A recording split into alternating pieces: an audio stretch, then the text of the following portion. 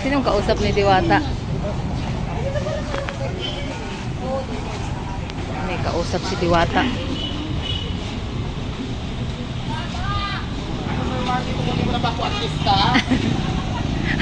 Sinong kausap niya? Ay, Marvin. Si Marvin Agustin yan. Si Marvin Agustin kausap niya. Ano po ang ano, sir? Ano po ang pag-usapan natin? Si Marvin. Kaya nga sayang. Pagkakataon ko na sana, makakising-sing ka.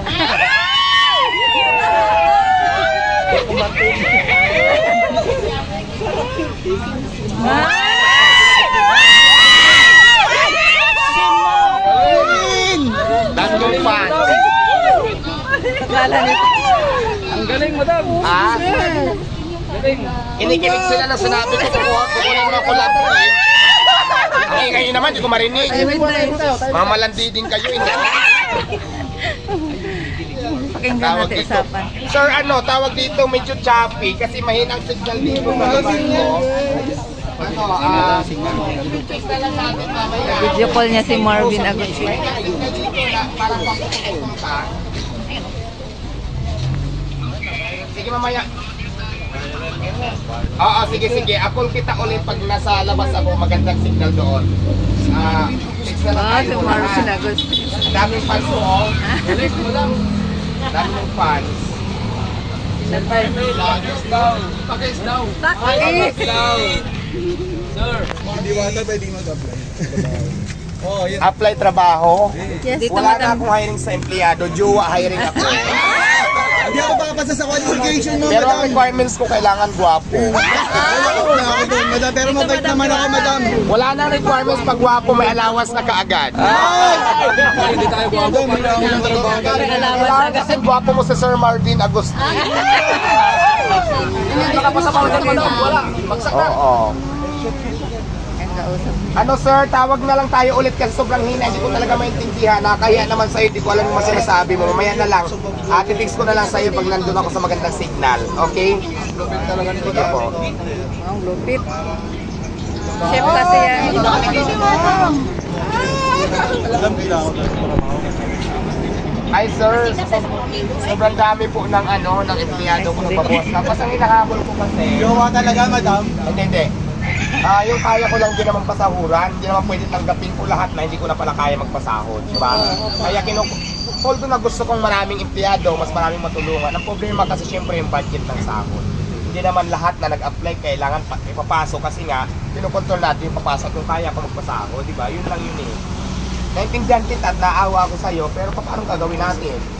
May Hindi ko naman kayang magpasahod. Di ba madam? Kasi sobrang dami na din ng empleyado ko na marami nang nauna. So ang ginagawa ko lang ngayon, alternative sobrang na lang simple para lang wala ni nang Madam Diwata. matanggal. Ma'am, pwede yung sa waiting list, ma'am. Pagka kailangan. Pwede naman po, kung talagang kailangan ko ng tao, pwede naman kagawin. Yun na nga, lahat naman ang lumapit sa akin, walang trabaho, kaya nga lumapit eh. Yun nga, tulad nga Sa waiting list lang po, madam. pwede naman sa waiting list. Tulad ng sinabi ko, gusto ko papasukin ka, pero paano? Paano kita sasahuran? Yun eh. Ayun, nasa mahigit 100 yung trabaho ni Diwata. Ma'am, sa waiting list, ma'am, lagay niyo po ako. Waiting list siguro, sige magpasa ka na lang ng resume mo para if ever, ilalagay ko lang kung sa marami na ding waiting, pag kailangan, madali nang makontak, madali tawag. Kahit number ko lang po, madam. Resume na para makita ko, oo. Madam, sa pura lang po, madam. Okay. Kay Alvin ng driver ng SM Garay. Ano doon? Pa-shoutout po kay Alvin ng driver ng SM Garay. Kasama ko po. Shout out to kay Alvin, yung driver ng SM Garay. Ayun yung kabit na nagpa-shout out. Oh my God! Ating sa para sa sama Alvin, ko! yung kabit mo ha, nagpa-shout out ka. Walang ano ba? Huwag ka magpasalamat, wala pa nga eh. Oh my God, thank you! Madam Diwata. Salamat na kagad, madam. Tuwa si ate. Madam Diwata, ano daw ano?